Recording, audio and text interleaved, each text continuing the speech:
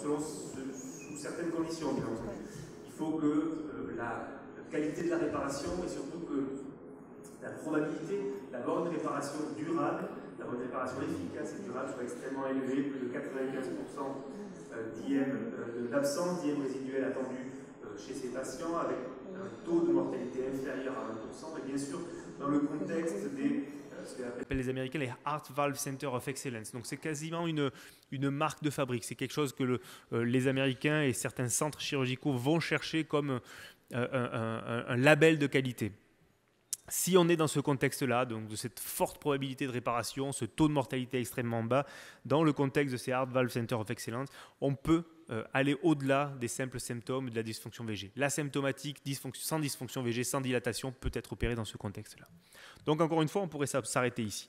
Néanmoins, cette recommandation, finalement, si on se concentre uniquement sur la présence d'une IM sévère, elle se base sur le contexte de l'IM sévère et de l'évaluation de la sévérité. En gros, si vous avez une surface de l'orifice régurgitant supérieure à 40, dans ce contexte de recommandation, vous pouvez envoyer votre patient en chirurgie. Et on sait à quel point la quantification de l'IM est difficile, on sait à quel point parfois en échocardiographie on se trompe lorsqu'on mesure, c'est qu'on quantifie ces insuffisances mitrales, et donc reposer une indication aussi forte que celle-ci d'indication de chirurgie sur un simple chiffre échocardiographique qui serait une surface de l'orifice régurgitant supérieure à 40 mm², dans un certain nombre de cas, ça peut poser problème.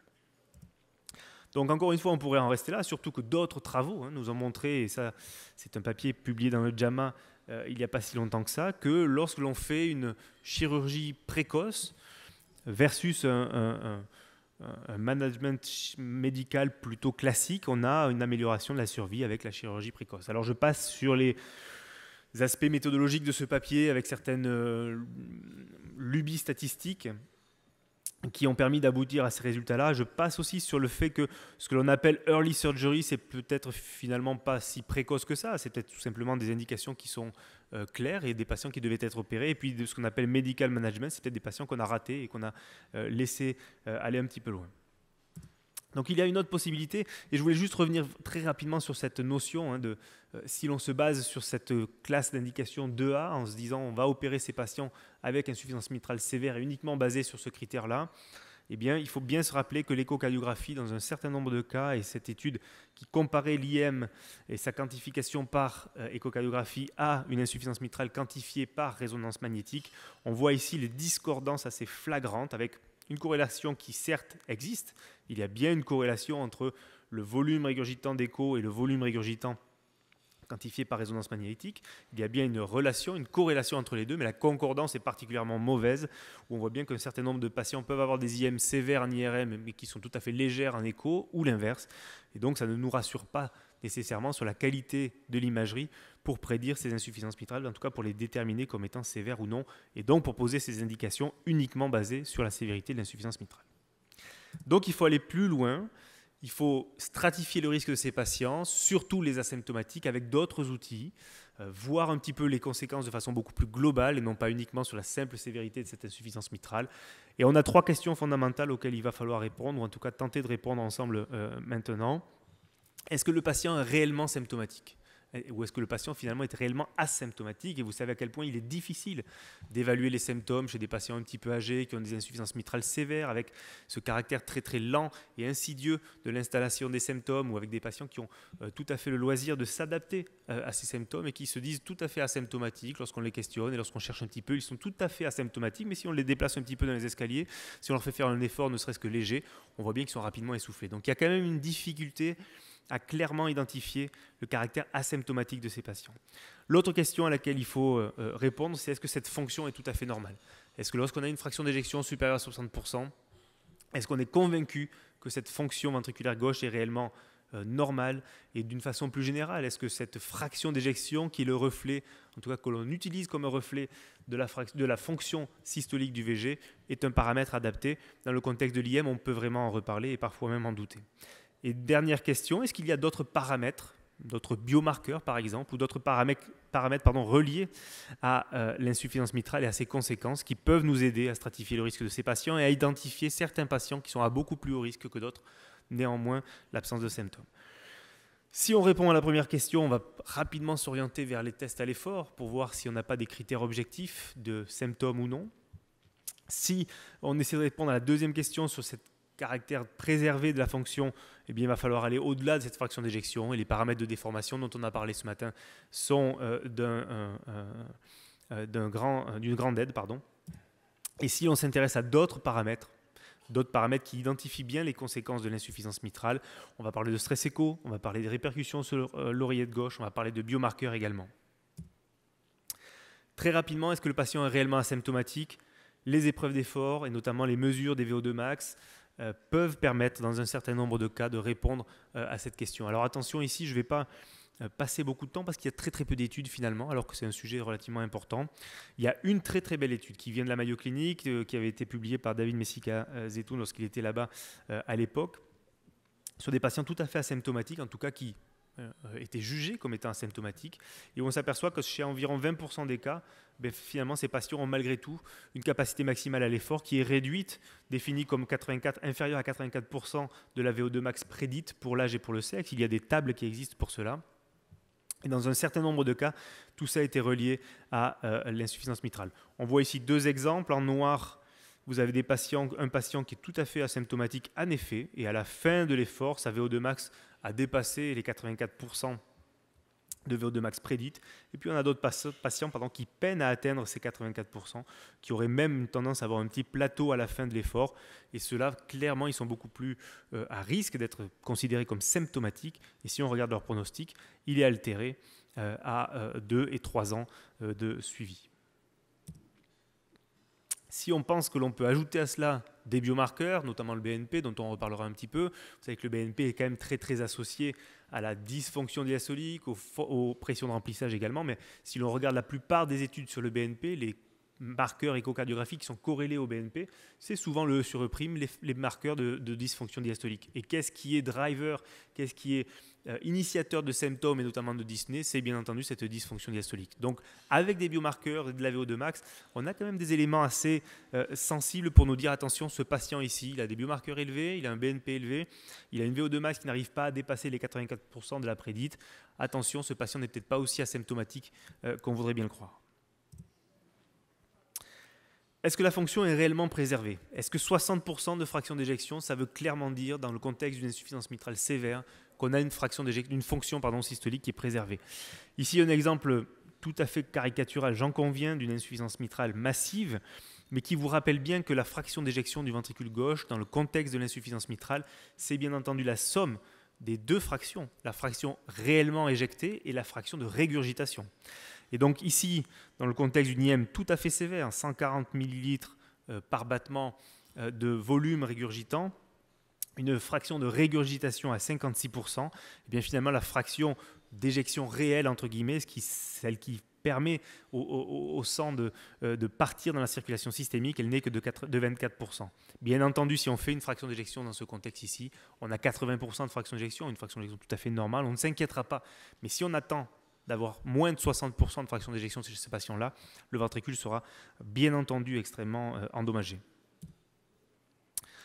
Et puis il y a beaucoup d'éléments très récents qui nous montrent qu'à fraction d'éjection préservée, si l'on cherche un petit peu, si on fait de la résonance magnétique, si on fait des injections de gadolinium et si on regarde un petit peu ce qui se passe en termes de rehaussement tardif, eh bien une étude ici que nous avions menée à Liège, c'est des patients asymptomatiques, on voit que dans un tiers des patients, alors un tiers, c'est peut-être une prévalence qui est assez difficile à supporter par des chiffres forts, puisque ce sont des études relativement restreintes.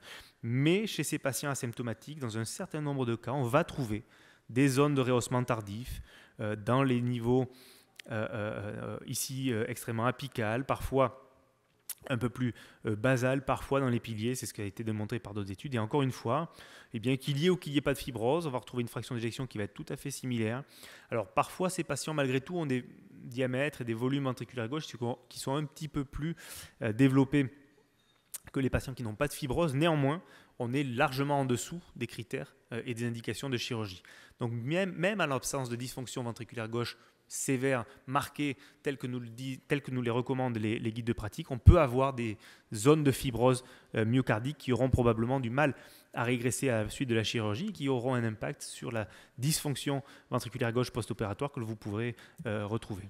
Ça a été démontré dans d'autres études. Ici, un autre groupe qui retrouve exactement le même pourcentage, 31% de rehaussement tardif, 31% de fibrose diffuse en T1 mapping observé ici. Et puis ils ont fait l'effort dans ce papier ici sur ces patients complètement asymptomatiques d'aller mesurer le volume extracellulaire myocardique et ils retrouvent ces corrélations avec le diamètre ventriculaire gauche, mais aussi avec le MAPS, une sorte de marqueur un petit peu composite du raccourcissement longitudinal. Quelque part, on se rapproche un petit peu de la déformation longitudinale avec ce paramètre, avec une corrélation assez franche néanmoins entre ce volume extracellulaire myocardique et la déformation, en tout cas le raccourcissement longitudinal et une altération de ce raccourcissement longitudinal de ces patients ici.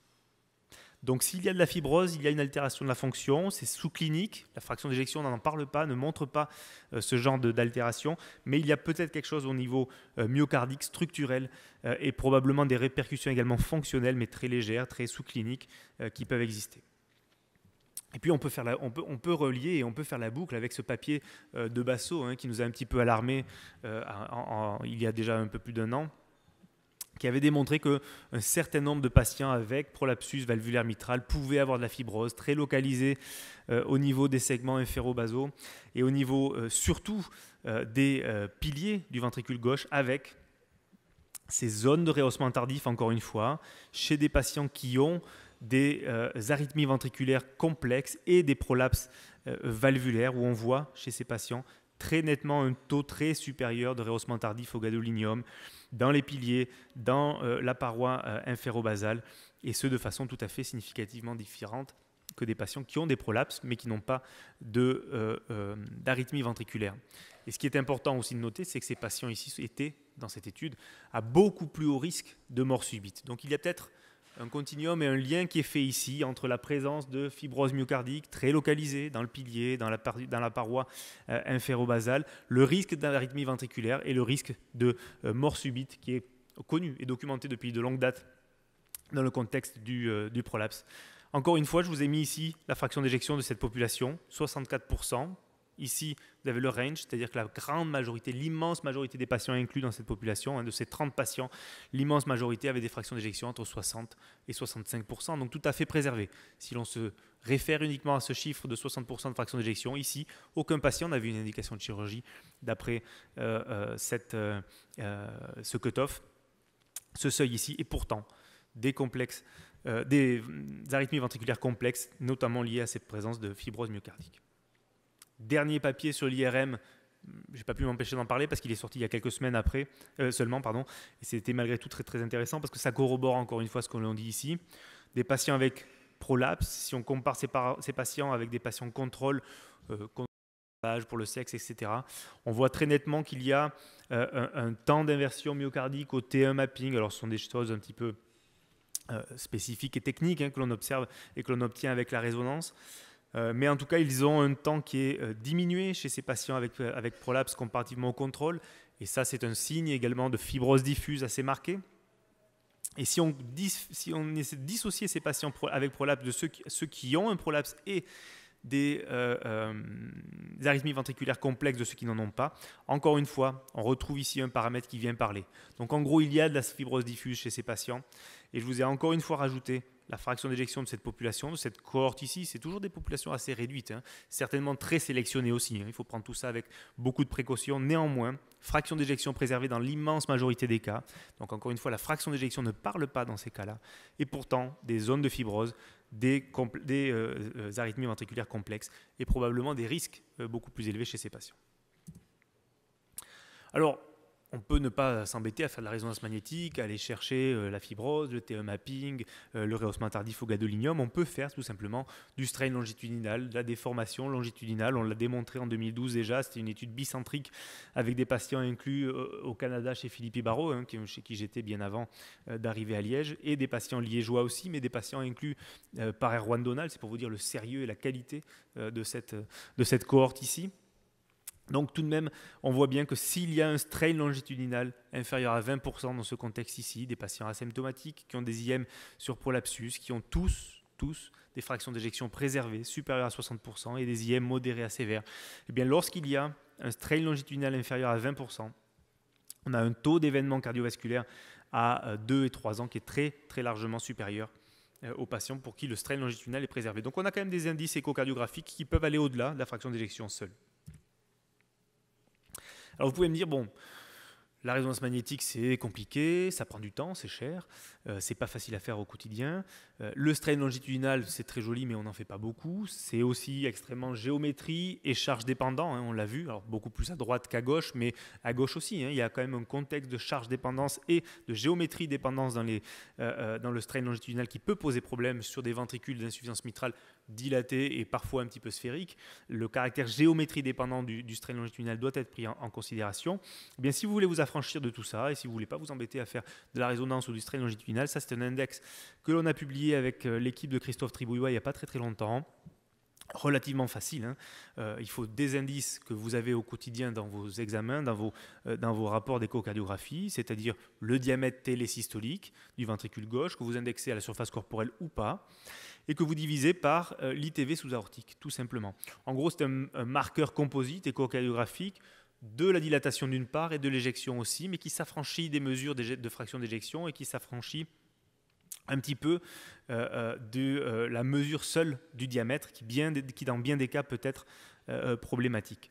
Et puis je vous rappelle hein, que des études ont bien montré ça, que ces diamètres ventriculaires gauche que l'on mesure plutôt à la base du ventricule ne nous donnent pas d'indication quant à la dilatation qui est beaucoup plus basse, beaucoup plus équatoriale, médiane et apicale. Et vous le savez, dans le contexte de l'insuffisance mitrale et surtout sur prolapsus, la dilatation arrive surtout en apical et en médian avant d'arriver à la base. Donc lorsque l'on mesure le diamètre au niveau de la base, souvent on rate un petit peu de cette dilatation.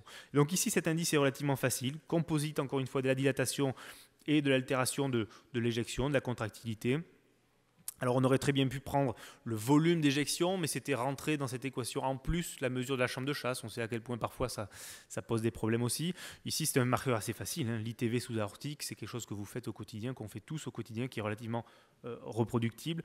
Le diamètre télésystolique avec tous les écueils que l'on connaît, malgré tout c'est relativement facile à obtenir.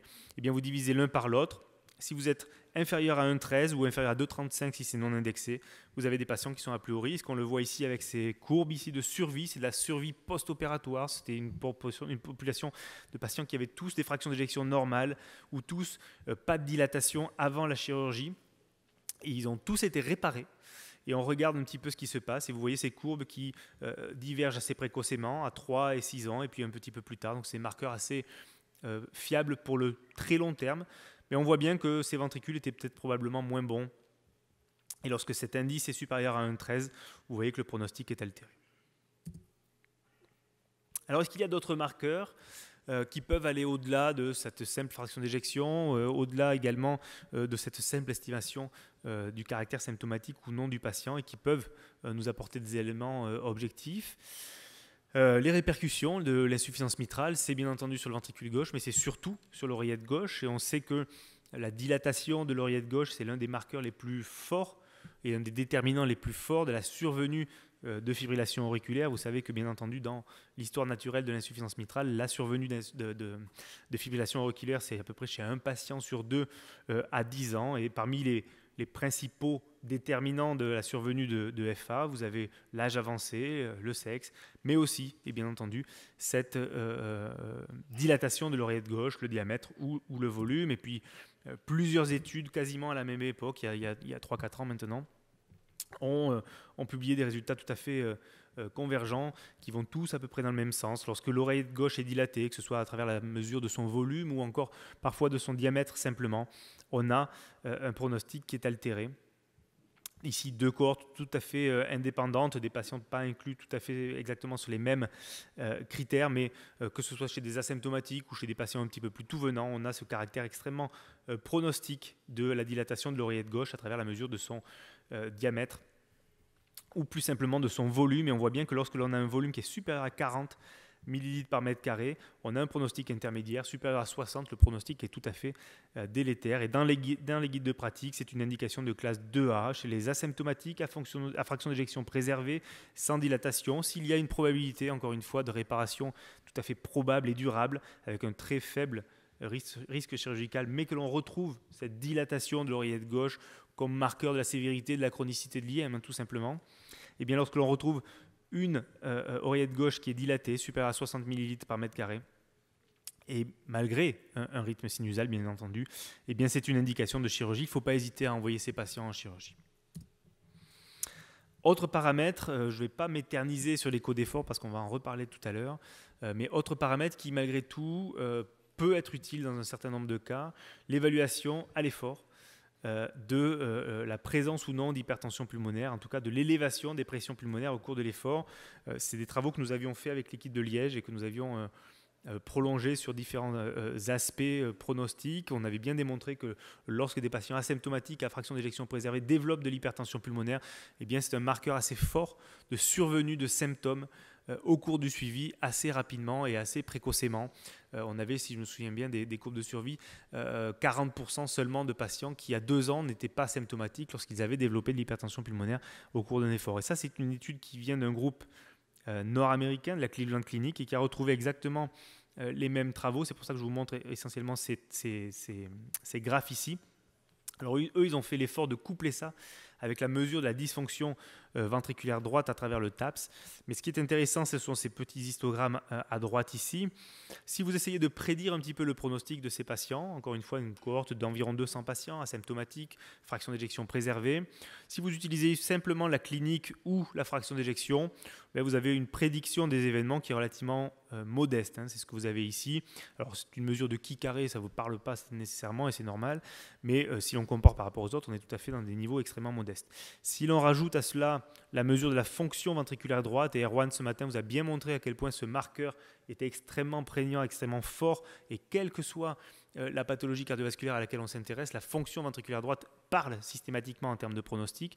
Donc si ici on ajoute ça, on fait quasiment x2 en termes de qualité de la prédiction des événements cardiovasculaires. Et si l'on rajoute en plus la pression pulmonaire mesurée au pic de l'effort, encore une fois, on améliore la qualité prédictive de votre examen, de votre exploration pour votre patient. Donc vraiment, on peut ne pas se passer dans un certain nombre de cas de la mesure de ce paramètre-là pour vraiment affiner encore une fois la stratification du risque de ces patients et pas uniquement se baser sur le caractère asymptomatique pur ou tout simplement sur la sévérité de l'insuffisance mitrale. L'hypertension pulmonaire, donc je vous en touche 2 mots à travers ce travail que nous avions fait donc, encore une fois avec Erwan aussi en 2014 où nous avions regardé des patients qui s'étaient fait opérer d'une valve mitrale, et ceux qui préalablement, dans les années précédentes, bien avant qu'ils aient des indications de chirurgie, avaient eu une écho d'effort, et bien ceux qui avaient de la dysfonction, ceux qui avaient une hypertension pulmonaire à l'effort et qu'on avait suivi, qu'on avait continué de suivre et qui s'étaient fait opérer, bien vous pouvez voir leur pronostic post-opératoire, il est très clairement altéré. Donc on avait supposé que ce marqueur ici, le développement d'hypertension pulmonaire au cours de l'effort, probablement était un paramètre assez fort, assez puissant de pronostic post-opératoire et identifier des patients qui étaient un petit peu plus à risque et probablement pas des vrais asymptomatiques comme on aurait pu le penser. Bon, je passe très rapidement ici.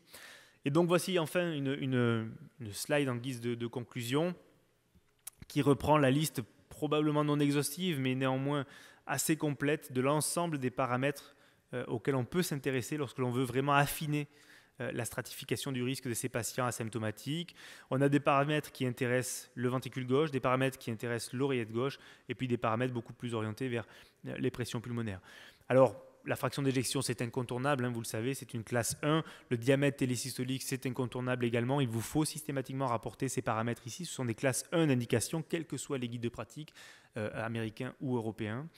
Ce nouveau paramètre de l'index d'éjection ventriculaire gauche, composite encore une fois de dilatation et d'éjection, parce qu'il est extrêmement simple et reproductible, on peut facilement le calculer et s'en servir au quotidien. Aucune indication dans les guidelines concernant ce paramètre, néanmoins c'est quelque chose d'assez facile à faire et très reproductible.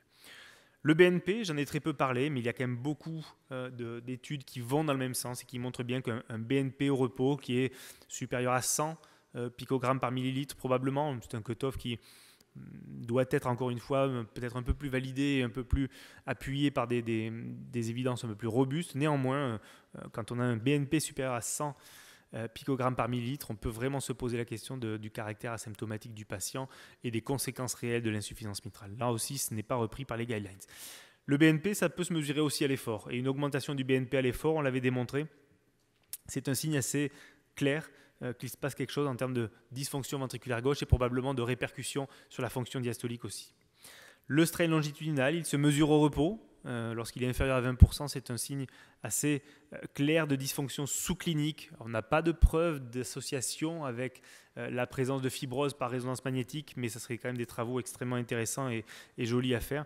Néanmoins, il y a 2-3 papiers qui montrent bien que la fonction et la fraction de raccourcissement du ventricule gauche à travers certains paramètres peut être associée à ces fibroses diffuses qui sont retrouvées en résonance magnétique.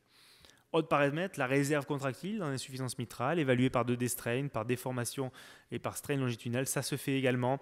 C'est un paramètre très exploratoire et peut-être plus dédié à la recherche. Néanmoins, on peut faire ces évaluations-là lorsqu'on en a l'expérience.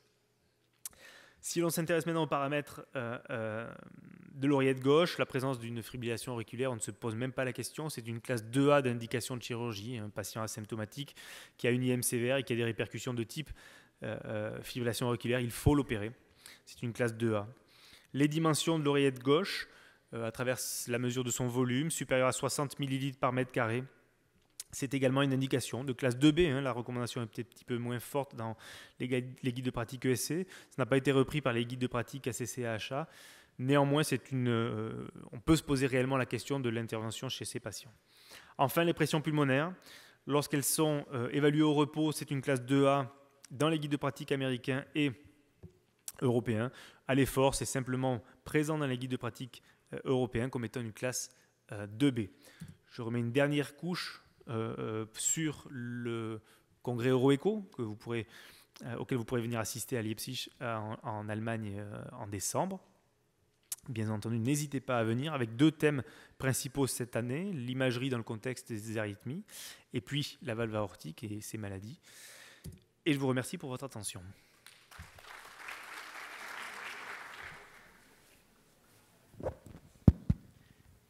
Il est de coutume, normalement, après une lecture, qu'il n'y ait pas de questions, mais le sujet est tellement important et tellement très bien présenté. Merci pour cet exposé qui a fait un survol assez exhaustif concernant ce domaine.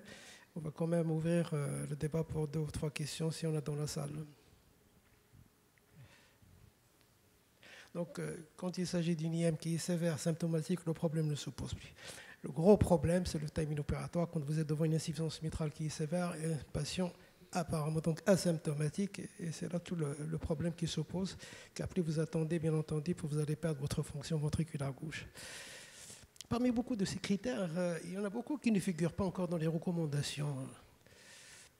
Pourquoi? Est-ce parce qu'il n'y a pas encore assez de travaux randomisés ou parce que c'est des indices qui n'ont pas encore... Dans bien des cas, si on reprend la liste ici, on est sur des paramètres qui ont été... Alors, c'est moins vrai pour certains, mais pour beaucoup, et notamment tous ceux qui ont été faits à l'effort, il faut être honnête aussi par rapport à ça, qui sont issus de 1, 2, 3 centres à travers le monde. Ce ne sont pas des poids d'évidence assez forts pour être inclus dans les guidelines. Ce sont des paramètres qui toujours nécessitent un certain nombre de temps à y passer dessus, plus une expérience non négligeable. Donc c'est vrai que ce sont des paramètres qui, pour l'instant, sont très utiles en termes de recherche et qui, bien entendu, ont montré certains éléments, certains intérêts, plus particulièrement chez les asymptomatiques, pour, encore une fois, aller affiner un petit peu la stratification du risque. Il faut être croyant en la matière, il faut vraiment être convaincu que ces paramètres fonctionnent pour les utiliser. Si on est dans le doute, évidemment, on trouvera toujours des éléments qui vont nous faire passer à côté de ce caractère-là. Néanmoins, il faut parfois aller au-delà des guides de pratique et pas non plus uniquement s'appuyer sur ce que nous disent les guides de pratique. Et je vous rappelle que les guides de pratique considèrent encore la fonction systolique à travers la fraction d'éjection. Et dans les pathologies à surcharge de volume comme l'insuffisance mitrale, il est assez évident que si l'on attend 60%, si on attend d'être en dessous de 60%, on est déjà beaucoup trop tard. Et l'un des arguments clés là-dedans, c'est que les symptômes surviennent bien avant que la fraction d'éjection s'altère, en absence bien entendu de toute maladie coronarienne. Mais le malade avec prolapsus mitral sévère, bien avant la dysfonction VG, survient des symptômes. C'est bien que ce critère de fraction d'éjection n'est pas en lien avec la clinique, ne répond pas réellement à la catégorie symptômes.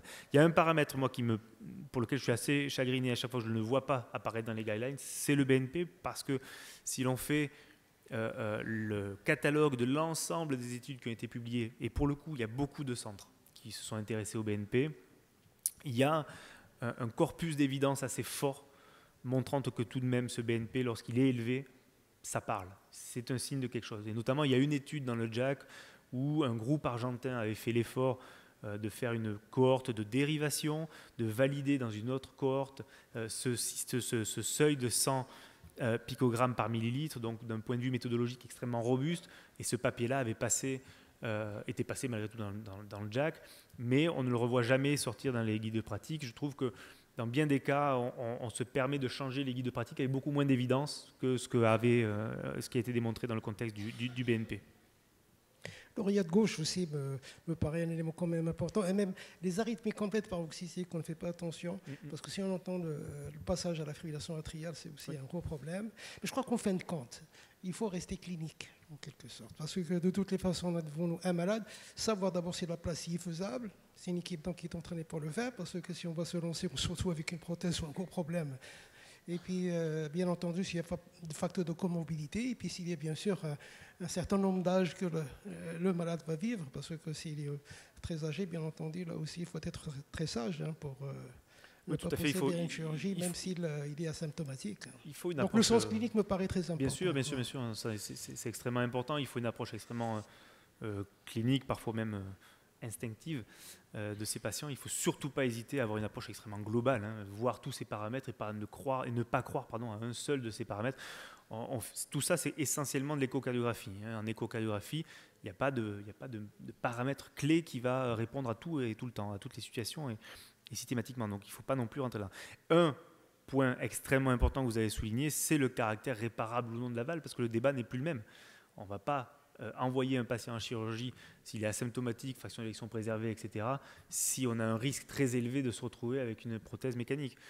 Il faut bien pondérer tout ça. Alors tout ce caractère prédiction de la réparabilité, le 3D fait beaucoup de choses, le transeso, et je pense que ça sera abordé tout à l'heure, fait également beaucoup de choses.